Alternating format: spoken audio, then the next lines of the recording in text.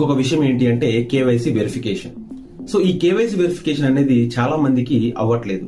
అయితే దీనికోసం pi network team ఏం చేస్తున్నారంటే ఏఐ వ్యాలిడేటర్స్ ని యూజ్ చేసి కేవలం 3 నిమిషాల్లో కేవైసీ అనేది వెరిఫై అయ్యేలాగా చూస్తున్నారు.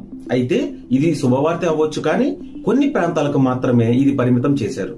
ఇక పైకాయిన్ టెస్లా రూమర్ అనేది నిజంగా రూమరేనా లేకపోతే రియల్ అని గనక మనం మాట్లాడుకున్నట్లయితే రిపోర్ట్స్ ఏమంటున్నాయంటే టెస్లా ఈవీ స్టేషన్స్ ఏవైతే ఉన్నాయో, EV electrical vehicle recharge stations ఏవైతే ఉన్నాయో, లైక్ అంటే ఇప్పుడు మనకి నార్మల్ వెహికల్స్ కి పెట్రోల్ ఎట్లాగైతే యూజ్ ఉంటుందో ఇక్కడ ఎలక్ట్రానిక్ వెహికల్స్ కి రీఛార్జింగ్ అనేది అలా ఉంటుంది. సో ఇటువంటి ఈ రీఛార్జింగ్ స్టేషన్స్ లో పై కాయిన్ ని ఒక కరెన్సీగా యాక్సెప్ట్ చేస్తాము, కరెన్సీ ప్లేస్ లో పై కాయిన్ ని యాక్సెప్ట్ చేస్తాము అనేది రిపోర్ట్స్ ద్వారా వచ్చిన సమాచారం. అయితే ఈ ప్రతిదీ కూడా మనకి ఇన్ఫర్మేషన్ మాత్రమే